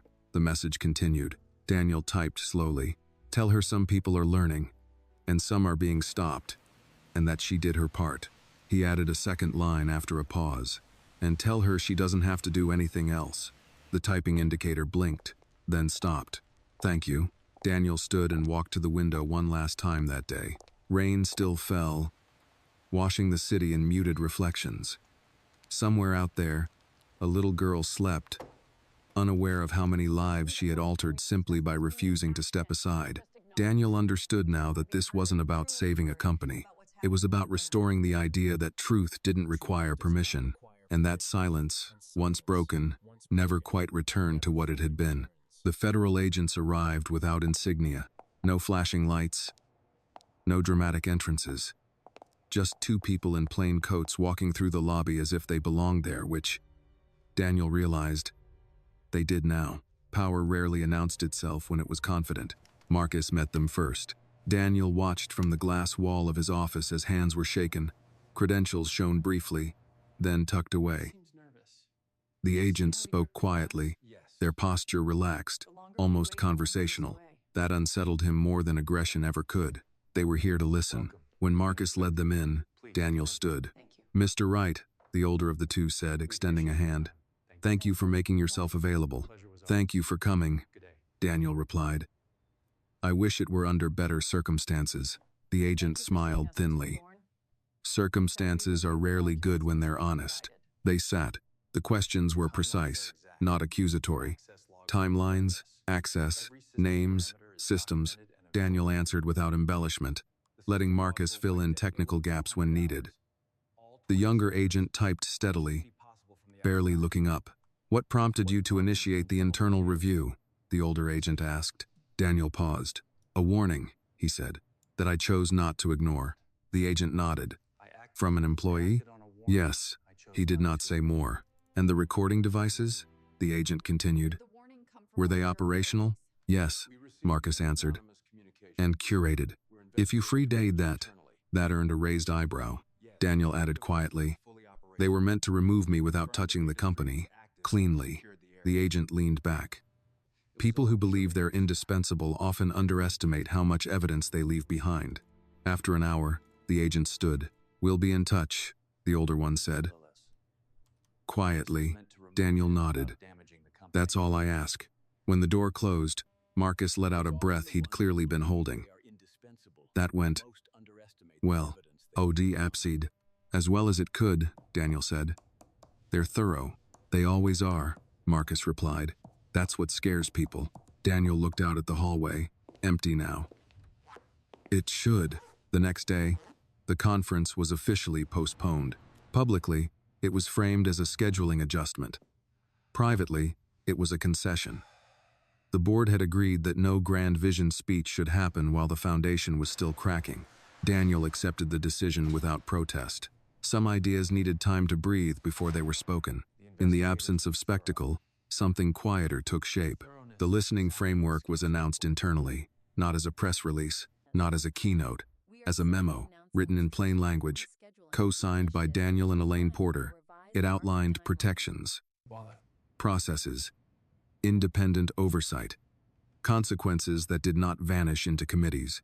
Most importantly, it promised one thing without caveat. Retaliation would end careers. Not warnings, not retraining, endings. The reaction was immediate and uneven. Some applauded, others stayed silent. A few resigned quietly within days, citing personal reasons. Daniel let them go without comment. Not every departure was a loss. Midweek, Daniel received a message from a mid-level manager he barely recognized. "I reported something 3 years ago. Nothing happened. I stopped trying. I'm ready to try again." Daniel responded himself. "I'm listening." That evening, Marcus found Daniel in the cafeteria again. Annie wasn't there. Neither was her father. The table where they'd sat was empty, wiped clean, waiting for someone else's ordinary lunch. "They moved her," Marcus said quietly. "Different district. Temporary." Daniel nodded. "Is she okay?" "She's adjusting," Marcus said. "As much as a kid can." Daniel stared at the empty chair. "Good." There was a pause. "She asked something," Marcus added. Daniel looked up. "What?" "Whether telling the truth always makes things worse before they get better." Daniel considered that carefully. "What did you say?" Marcus shrugged. "I said yes, but that better doesn't come without it." Daniel smiled faintly. "You told her the truth." Marcus nodded. She seemed to like that. The lawsuits progressed predictably. Statements, counterstatements, motions designed more to exhaust than to win. Daniel let legal handle the mechanics. His attention stayed elsewhere. He walked more, listened more, spoke less. When he did speak, it was deliberate. At a small internal gathering, no cameras, no press, Daniel stood before a group of employees from departments that rarely shared the same room. Facilities, security, junior analysts, assistants. "I won't pretend trust is restored," he said. "Trust isn't a switch. It's a practice." He paused. letting that land. You don't owe this company loyalty, Daniel continued. You owe yourself integrity. If those align, stay. If they don't, leave without guilt. Someone asked quietly, what if we speak up and nothing happens again? Daniel didn't answer immediately. Then I've failed, he said, and you should hold me to that. Silence followed, not uncomfortable, but thoughtful.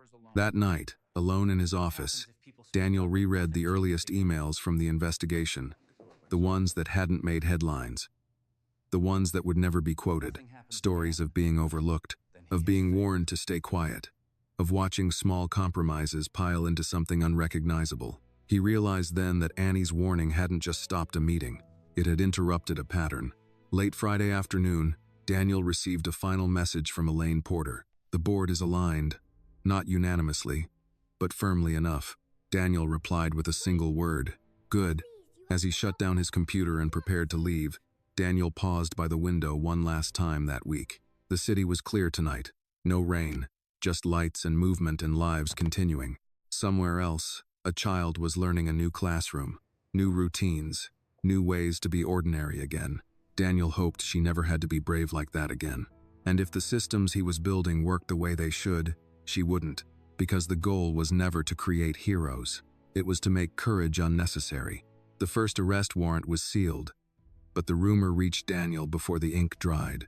It came through Marcus, who stood in the doorway with an expression Daniel had learned to read over the past weeks, not alarmed, not relieved, but resolved. They're moving, Marcus said, quietly. Financial Crimes Division. 2 names for now. More coming. Daniel nodded. Good. It wasn't satisfaction he felt. It was gravity. Once the machinery of accountability began to turn, it did not stop cleanly. It ground forward, indifferent to reputations, unmoved by past favors. Press won't know until Monday, Marcus added. They'll frame it as routine. Daniel allowed himself a brief, humorless smile. There's nothing routine about this. No, Marcus agreed. But routine makes it easier to swallow. That evening, Daniel drove himself home for the first time in weeks. No driver, no security car trailing behind. Just traffic, red lights, and the familiar irritation of a city that didn't care who you were once you sat behind a steering wheel. He welcomed that. At a stoplight, he noticed a man holding a cardboard sign near the median. The sign was simple. No slogans. No accusations. Just 4 words written in uneven black marker, trying to start over. Daniel watched as car after car passed without slowing. He reached into his wallet, hesitated, then rolled down the window and handed the man a bill. Thank you, the man said quietly, eyes meeting his. Daniel nodded, light turning green. As he drove on, the image stayed with him. Starting over. The phrase had followed him lately, sometimes uninvited. He wondered how many people in his company wanted that chance and had never been given it.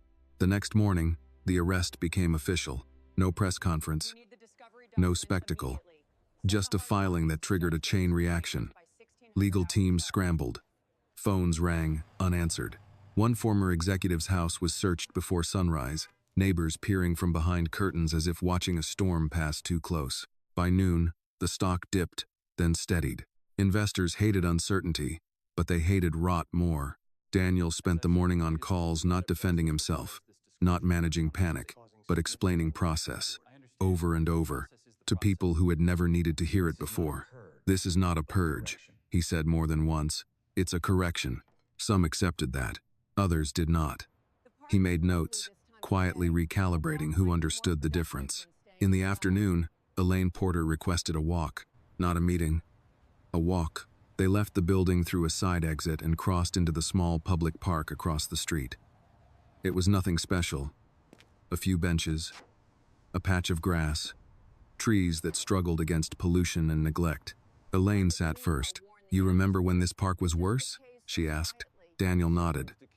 Barely usable. People complained, Elaine said. City studied it. Committees formed. Nothing changed.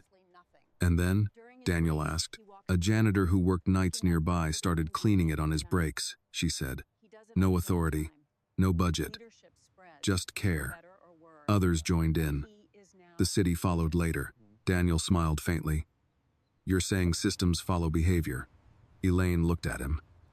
I'm saying leadership is contagious. They sat in silence for a moment, watching a young mother push a stroller along the path. The board will back you, Elaine said finally. Not unanimously, but decisively enough. Daniel nodded. And the cost? Elaine didn't hesitate. You'll never be comfortable again. Daniel let out a quiet breath. I think I've made peace with that. She stood. Good, because comfort is a poor measure of success. Back at the office, Daniel found a message waiting. It was from Annie's father. She started at the new school today. She was scared. Then she made a friend. She wanted me to tell you that. Daniel stared at the screen longer than necessary. Tell her I'm proud of her, he typed. And that making a friend is a bigger victory than anything I did. A reply came a few minutes later. She smiled when I read that. Thank you. Daniel leaned back, closing his eyes briefly. The following days blurred into motion. Depositions scheduled. Internal reviews expanded. The listening framework tested in real time. Strained by volume but holding. Not perfectly, but holding. One afternoon, Daniel received an anonymous report through the new channel. It was short, precise. They asked me to delete an email chain last year. I didn't. I still have it. Daniel forwarded it to Marcus with a single note. Proceed carefully. Another message followed later. I stayed silent when I shouldn't have. I'm ready now, Daniel replied as he had before. I'm listening. By the end of the week, the narrative had shifted again. Not because of spin, because of accumulation. Too many stories, too much corroboration, too much evidence to dismiss as coincidence. A columnist who had criticized Daniel sharply on day one published a retraction, not an apology, but an acknowledgement. Perhaps, the piece concluded, this is what accountability actually looks like when it isn't cosmetic. Daniel read it without satisfaction. Vindication was loud. Change was quiet. On Friday evening, Daniel stood alone in the same hallway where Annie had stopped him weeks earlier. It looked identical. Polished floor, neutral art, soft lighting designed to soothe. He stood there long enough that a passerby slowed, uncertain whether to interrupt. Daniel smiled politely and stepped aside. The hallway did not know what had happened there. That was as it should be, because the goal had never been to mark the place. It had been to change what happened after. As Daniel turned toward the exit, his phone buzzed one last time. A message from Marcus. More names coming. But the system's working, Daniel typed back. Then it was worth it. Outside, the city breathed on. Indifferent and alive. Daniel stepped into it without ceremony, carrying with him the quiet understanding that real justice rarely arrived with applause. It arrived with persistence, with listening, and sometimes with a child brave enough to say stop. The letter arrived on thick paper, unmarked except for a return address Daniel recognized instantly. It was handwritten. He noticed that first the deliberate choice to slow the message down, to make it impossible to skim. He didn't open it immediately. He set it on his desk and finished the call he was on. Listening to a compliance officer explain safeguards that would have sounded revolutionary a month ago and now sounded merely necessary. When the call ended, the office felt unusually quiet. Daniel broke the seal. Daniel Wright, I don't know if you'll read this. I don't know if you should. But after everything that's happened, I need to say something without lawyers in the room. He exhaled slowly and continued. I spent 20 years believing power was something you guarded. Something you used before someone used it on you. That belief made me successful. It also made me blind. Daniel didn't need to see the signature yet. He already knew who had written it. I convinced myself that what we were doing was strategy. That the company would survive. That people always do. I never allowed myself to picture the faces attached to the numbers. That was easier. His jaw tightened. Then a child spoke up. Daniel paused there, letting the sentence breathe. I watched the news coverage. I read the internal memos.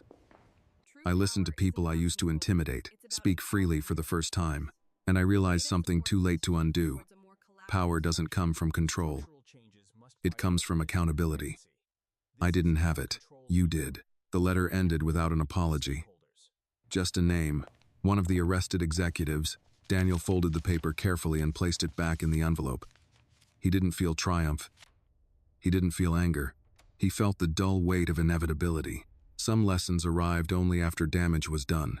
Later that day, Daniel met with the Interim Leadership Council department heads, union representatives, long-ignored voices now seated at the same table. The room looked different without hierarchy dictating where people sat. No one took the head of the table. "We're not here to rewrite the past," Daniel said. "We're here to decide what the next decade looks like." A facilities supervisor spoke up first, surprising even herself. "Then we need to stop pretending respect is cultural," she said. "It needs to be operational." Daniel nodded. "What does that look like?" "It looks like consequences that don't depend on who signs your paycheck," she said, "and protections that don't require courage to use." A murmur of agreement rippled through the room. A younger analyst added, "And transparency that doesn't disappear when it's inconvenient." The meeting stretched for hours, not because decisions were slow, but because people were finally being heard.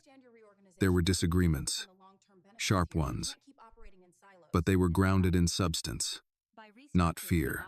Daniel spoke less than anyone else. When the meeting adjourned, Marcus lingered. "That letter you got," Marcus said carefully. "You okay?" Daniel nodded. "It confirmed something I already knew." "That change doesn't always feel like justice?" Marcus asked. "That justice doesn't always feel like relief," Daniel replied. That evening, Daniel attended a small, unpublicized gathering at a community center across town. No press, no branding, just folding chairs and bad coffee. It was the first meeting of the Open Door Initiative. Formerly incarcerated men and women sat beside HR managers who had never before shared space with them. A woman who had lived out of her car for 2 years spoke quietly about reliability, about showing up when no one expected it. A hiring manager listened, uncomfortable and attentive. Daniel sat in the back. At one point, a young man raised his hand. "Why are you doing this?" he asked. "Most companies just write checks." Daniel didn't stand. He answered from his seat. "Because talent isn't rare," he said. "Opportunity is." The room grew still. Afterward, as people filtered out, a woman approached Daniel hesitantly. "I heard about the little girl," she said. "The one who stopped everything." Daniel nodded. "She didn't stop it," he said. "She revealed it." "I was mentor." The woman smiled softly. "I wish someone had listened to me like that once." Daniel held her gaze. "I'm listening now." That night, alone at home, Daniel reread the letter once more before placing it in a drawer he labeled simply, "Reminders." He didn't know yet what he would do with it. Maybe nothing. Maybe someday he would return it unopened. But for now, it served its purpose. It reminded him that justice wasn't about who fell. It was about who stood up next. Weeks passed. The investigation widened. Charges multiplied. Some executives cooperated. Others dug in, clinging to versions of themselves that no longer held weight. The company stabilized not because the storm had passed, but because the foundation was finally being reinforced while the rain still fell. One afternoon, Marcus stepped into Daniel's office with an unusual expression. "Got a message you should see," he said, handing over his phone. It was a short video. Annie, sitting at a small kitchen table, crayons spread in front of her. She held up a piece of paper to the camera. It was a drawing, a hallway. 2 figures, one tall, one small. A big red hand raised between them. At the bottom, in careful, uneven letters, she had written, "Listen first." Daniel felt his throat tighten. Marcus watched quietly. "She wanted you to have it. Tell her," Daniel said, voice low, "that I'll keep it forever." Marcus nodded. That night, Daniel pinned a printed copy of the drawing inside the drawer with the letter. 2 reminders. One from someone who had too much power. One from someone who had none and used it anyway. And Daniel understood, more clearly than ever, that the future of the company would be decided by which reminder he chose to look at when it mattered. The day Annie returned to school, Daniel didn't know. That was intentional. Marcus had insisted on it. No calendar note. No update. No quiet confirmation tucked into a message. Normal meant unremarkable, and unremarkable meant safe. Daniel accepted that, even though a part of him wanted to mark the moment somehow, to acknowledge that a chapter had closed. Instead, the world moved on. The company announced a new interim governance charter, dry language, necessary clauses, footnotes that would bore anyone outside compliance. But inside the building, people read it differently. They read it like a promise that might finally hold. Daniel signed it last, not first. He wanted it clear that this was not a decree. It was a structure people could lean on when courage ran thin. In the weeks that followed, something subtle shifted. Meetings ran longer not because they were inefficient, but because fewer people stayed silent. Junior staff spoke without rehearsing their words. Facilities supervisors pushed back on timelines that ignored reality. Security filed reports that would once have been quietly shelved. Not everything improved. Some people left. Quietly. Without accusations or farewells, Daniel let them go. He had learned that reform did not require unanimity, only honesty. One afternoon, Daniel was reviewing quarterly projections when Elaine Porter knocked and entered without waiting for an answer. "You have a visitor," she said. Daniel looked up. "Scheduled?" "No," Elaine replied. "But intentional." She stepped aside. The man who entered looked older than Daniel remembered. Not aged by time alone, but by consequence. His suit was conservative, carefully chosen not to draw attention. His hands were clasped in front of him, fingers tight. One of the executives who had not been arrested. "Not yet. I asked for this meeting," the man said. "I understand if you refuse." With canted to laughter, Daniel studied him for a moment, then gestured to the chair. "You have 10 minutes. The man sat, exhaled slowly. "I won't defend what we did," he said. "I won't pretend ignorance. I knew enough to stop it. I didn't." Daniel said nothing. "I convinced myself silence was neutrality," the man continued. "That if I didn't act, I wasn't responsible." Daniel leaned back. "And now? And now, I know better," the man said. "But knowing doesn't undo damage." "No," Daniel agreed. "It doesn't. Eye of the mine I guided," the man swallowed. "I'm cooperating. Fully. I'm not asking for protection." "What are you asking for?" Daniel asked. The man hesitated. "To say this to you directly, and to say it without conditions." Daniel nodded. "You've done that." The man stood. "I won't take more of your time." When the door closed, Elaine looked at Daniel. "You okay?" "Yes," Daniel said, "because he didn't ask for absolution." Elaine nodded. "That matters. It is C." Later that week, the first internal audit report was released to staff. Redacted, clear, unforgiving. It detailed how oversight had been bypassed, not through brilliance, but through apathy. How small exceptions became norms. How fear of conflict created space for manipulation. The report ended with a single sentence. These failures were not inevitable. Daniel reread that line more than once. On Friday evening, Marcus joined Daniel in his office, holding a small package. "This came today," Marcus said. "No return address." Daniel opened it carefully. Inside was a child's book. The cover showed a small character standing in front of a large door, one hand raised. The title read, "The Quiet Brave." Inside the front cover, written in careful block letters, were the words, "For when you forget." Daniel closed the book slowly. "She wanted you to have it," Marcus said. "Her dad said." "She insisted." Daniel nodded, throat tight. "Tell him thank you. Tell her too. Always." Marcus smiled faintly. "Already did." That night, Daniel took the book home. He placed it on the shelf beside volumes on leadership, economics, and law books written by people who had never needed to be afraid in a hallway. The contrast was not lost on him. As autumn settled in, the company hosted its first open forum under the new framework. No executives on stage, no prepared remarks, just microphones passed through the audience. Stories came out, some raw, some tentative, some years old and still sharp. Daniel sat among them, not apart. At one point, a woman stood and said, "I don't trust this yet. I want to, but trust takes time." Daniel nodded. "That's fair." Another voice followed. "I stayed quiet because I needed the job." I still do, Daniel answered honestly. Needing a job should never cost you dignity. If it ever does here again, we failed. Applause didn't erupt. Something better happened. People nodded. Afterward, as the room emptied, Daniel remained seated, absorbing the echo of voices that had once been trapped inside people's chests. Marcus approached quietly. You know, he said, none of this would have happened if you'd walked into that room on time. Daniel smiled without humor. I know. You ever think about that? Marcus asked. How close it was. Every day, Daniel said. But I don't think about what I avoided. What do you think about? Daniel looked at the empty chairs. What I almost missed. That weekend, Daniel received a final message from Annie's father. She got an award today. Perfect attendance.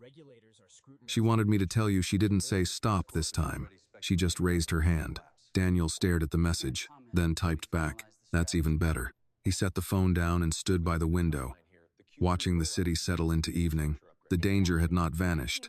There would be appeals, counter-stories, attempts to wait him out. But something fundamental had changed. The silence was gone. And Daniel Wright understood now that leadership was not measured by how loudly you spoke when it was your turn, but by whether you listened when it wasn't. By winter, the noise had thinned. Not disappeared, never that, but softened, like a storm that had moved far enough away to stop rattling the windows. The company was no longer trending. Headlines had shifted to other scandals, other outrage cycles. The lawsuits crawled forward in quiet courtrooms. Investigations continued without spectacle, and life inside the building settled into something closer to honest work. Daniel noticed it in small ways. People no longer waited for him to leave a room before disagreeing. Meetings ended with unresolved questions instead of forced consensus. An assistant corrected him once politely, firmly about a timeline he had misunderstood. Daniel thanked her. That moment stayed with him longer than most boardroom victories ever had. One cold morning, Daniel arrived early and found the lobby lights still dim. The cleaning crew moved methodically across the floor, their carts humming softly. He paused near the entrance, watching a woman straighten a rug that had been slightly crooked for weeks. She noticed him and froze. I'm sorry, she said quickly. I'll finish. No, Daniel said gently. It looks good. She nodded, unsure what to do next. Thank you, he added. She smiled then, small and surprised, and returned to her work. Daniel walked on. Later that day, Marcus stepped into Daniel's office carrying a thick folder. Final internal report, he said. This is the last one. Daniel took it but didn't open it right away. Any surprises? Marcus considered. Only how long people waited. Daniel nodded. That seems to be the theme. The report confirmed what Daniel already knew. The conspiracy had not been brilliant. It had been patient. It relied on the assumption that no one would challenge it because doing so was inconvenient, risky, or simply exhausting. The system hadn't failed loudly. It had failed politely. That afternoon, Daniel attended a quiet ceremony in a windowless conference room. No press, no speeches, just a handful of people standing in a loose circle. Marcus was there. Elaine Porter, a few department heads, and several employees whose names Daniel had learned only recently. The purpose was simple: formal recognition for individuals who had come forward during the investigation. No bonuses, no plaques on walls, just letters placed in files that would follow them wherever they went. Documentation that courage had been acknowledged, not punished. One man accepted his letter with shaking hands. I almost didn't say anything, he admitted. I kept thinking it wasn't my place. Daniel met his eyes. It is always your place to tell the truth. The man nodded, blinking rapidly. After the ceremony, Elaine lingered. You've changed the temperature here, she said. Daniel raised an eyebrow. That sounds uncomfortable. It is, Elaine replied. For people who liked the old climate, Daniel smiled faintly. Then we're doing something right. That evening, Daniel went home earlier than usual. The city was already dark, lights reflecting off wet pavement from an earlier rain.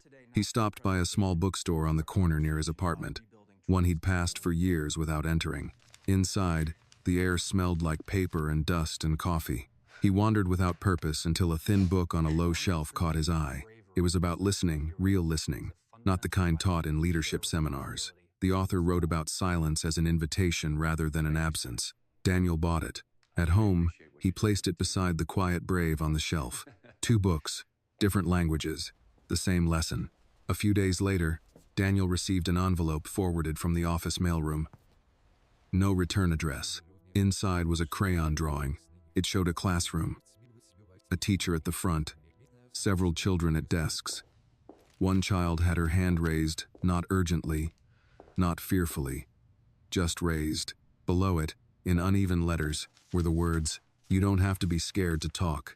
Daniel sat at his kitchen table for a long time, the paper resting between his hands. He thought of all the meetings he had attended where people spoke because they had to, not because they believed it was safe. He thought of all the times he had mistaken confidence for competence. He folded the drawing carefully and placed it with the others. Spring arrived slowly. With it came the conference that had once been postponed. This time, it was smaller, more focused.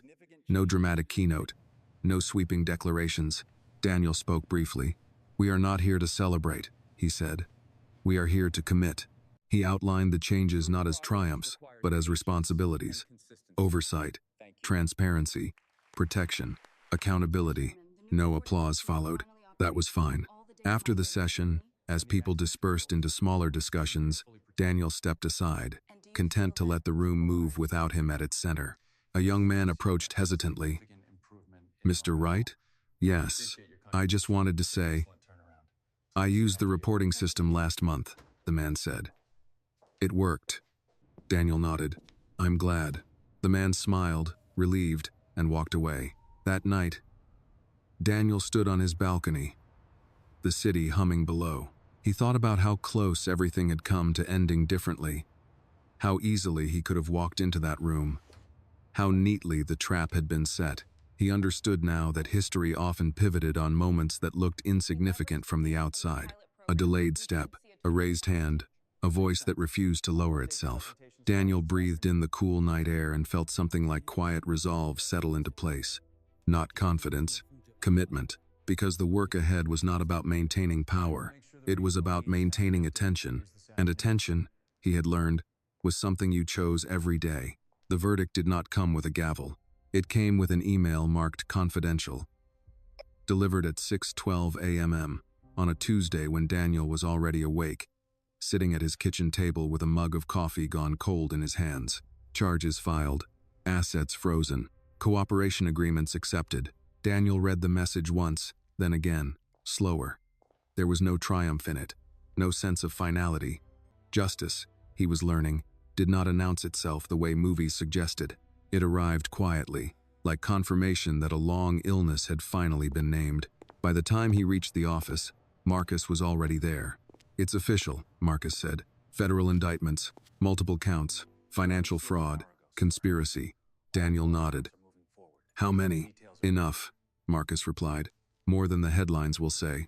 They stood in silence for a moment, the weight of it settling between them. "It's strange," Marcus said finally. "I thought I'd feel relieved." "I go." "And?" Daniel asked. "I just feel steady," Marcus said. Like the ground stopped moving. Daniel understood that feeling well. The company issued a statement that afternoon. Short, factual, no victory lap, no moralizing, just acknowledgement and a commitment to continue cooperating fully. The press reacted as expected. Some praised restraint. Others accused Daniel of orchestrating the narrative from the beginning. A few tried, one last time, to resurrect the idea that everything had started because of a child. Daniel did not respond. He had learned when silence clarified rather than concealed. That evening, Daniel attended a small internal gathering in the atrium. Not a celebration, not a memorial, just an update, delivered face to face. "I won't pretend this is over," he said to the employees gathered around him. "There will be appeals. There will be fallout. Some of it will be uncomfortable." Isnide. He paused, scanning the faces, some familiar now, others still cautious. "But the most important part already happened," he continued. "You spoke, and you were heard." No applause followed, just nods, quiet agreement. That was enough. Later that week, Daniel received a message from a teacher in Annie's new school district. The email was polite, careful, clearly written by someone who understood boundaries. I don't know if this is appropriate, but Annie wrote something for a class assignment about someone who listened to her. She asked if I could send it to you. Daniel stared at the screen, then typed back, "Yes, thank you." The attachment arrived an hour later.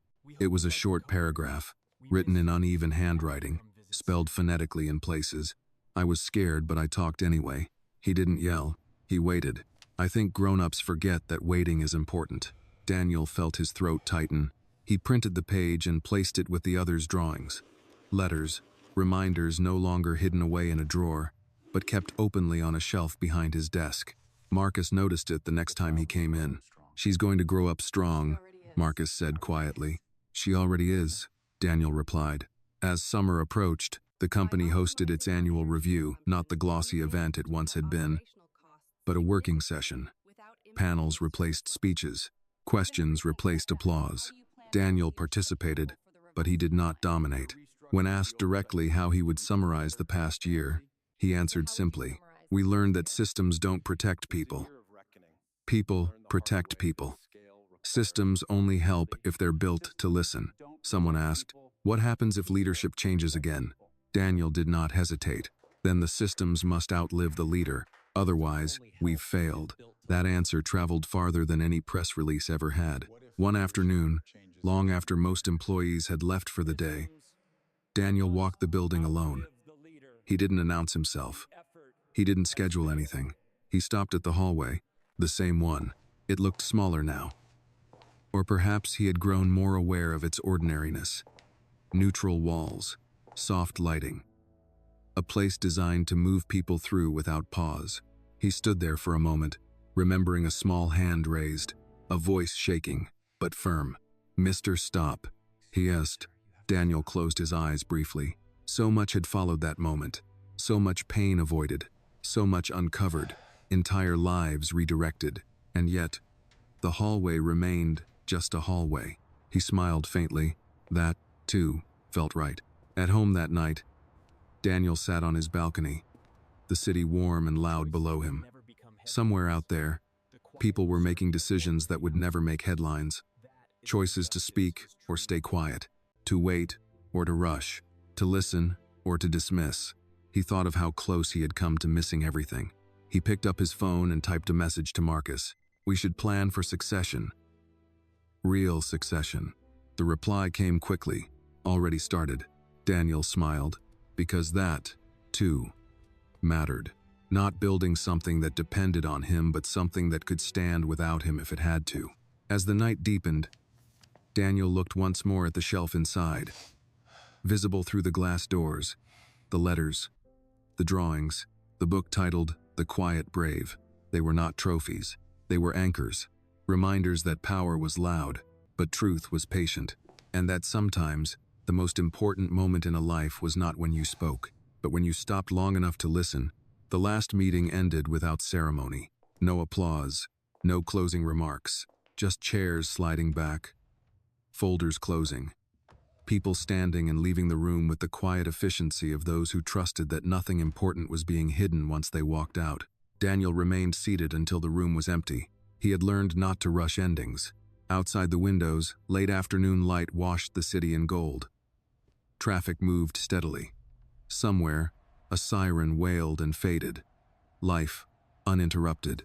Elaine Porter stepped back into the room, pausing when she saw Daniel still there. "You don't have to stay," she said gently. "I know," Daniel replied. "I want to." She nodded, understanding, and left him alone again. Daniel stood at last and walked the length of the conference room, running his hand along the table's smooth surface. This was not the room where everything had changed. That room was smaller, narrower, easier to overlook, but this was where it would end. He turned off the lights himself. Later that evening, Daniel addressed the company one final time, not as an emergency, not as damage control, but as transition. The message was simple. The systems were in place. The oversight independent, the leadership council permanent.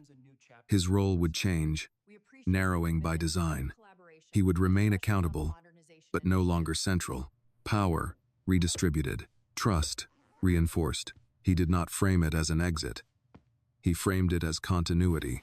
When the message ended, Daniel closed his laptop and did not reopen it. That night, he walked home. Not driven, not escorted, just walking. Coat collar turned up against the cooling air. The city greeted him, without recognition, which felt right. At a corner he passed often, a streetlight flickered, then steadied. He paused beneath it for no reason other than habit. Waiting, he realized, had become a skill. At home, Daniel moved through his apartment slowly. He brewed tea. He watered the plant by the window he kept forgetting about. He stood for a long time looking at the shelf. The letters, the drawings, the book. He took down the first drawing Annie had sent the hallway, the red hand raised. He studied it, as if seeing it for the first time. A child's line, a child's courage. He placed it back carefully. Later, as he sat at the kitchen table, his phone buzzed. A message from Annie's father. She's going to present at school tomorrow. Show and tell. She's bringing her drawing. Daniel smiled. What is she going to say? He typed. The reply came after a moment. She says it's about how you don't have to be loud to be important. Daniel leaned back, closing his eyes.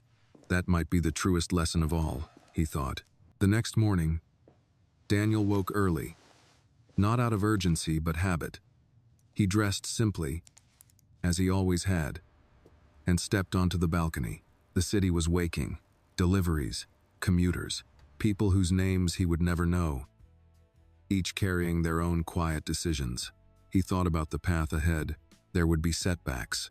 There would be people who tried to bend the systems again. There always were. Integrity was not permanent. It required maintenance. But now, maintenance no longer depended on one man. That mattered. Weeks later, Daniel attended the company's next board meeting as an observer, not a driver.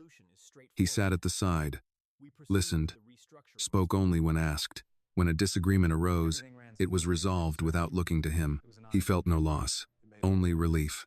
Afterward, as he gathered his things, Marcus joined him. You did it, Marcus said quietly. Daniel shook his head. We did. Marcus smiled. Annie's teacher emailed again, by the way. Daniel looked up. She asked the class what courage meant. Marcus continued. Annie said courage is when you're scared but someone listens anyway. It is another. Daniel felt something settle in his chest, not pride, not nostalgia, but peace. That evening, Daniel returned to the hallway one last time, not because he needed to, but because he wanted to leave something behind.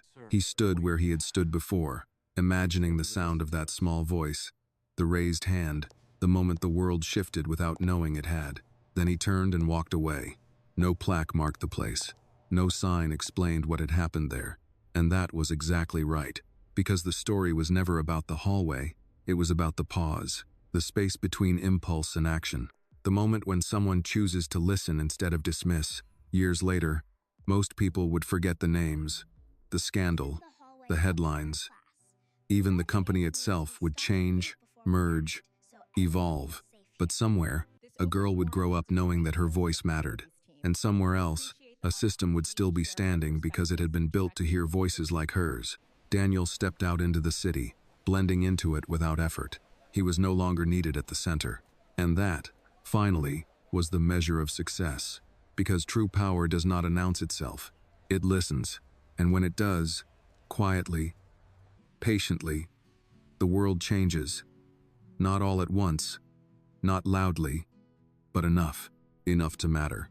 The story reminds us that real power is revealed not by how we treat those who can benefit us, but by how we listen to those we believe have nothing to offer. It teaches that injustice often survives not because it is loud, but because good people look away, rush forward, or choose comfort over attention. A quiet voice, even the voice of a child, can change the course of events when it is met with patience instead of dismissal. The lesson is simple but demanding. Dignity is not earned through status, appearance, or authority. It is owed to every human being, and when we slow down enough to truly listen, especially to the most vulnerable, we don't just prevent harm, we build a world where courage no longer has to shout to be heard. This video is a work of fiction created with the assistance of artificial intelligence. All characters, events, and situations are not real and do not represent any actual people or true stories. The content is intended for storytelling and emotional illustration only,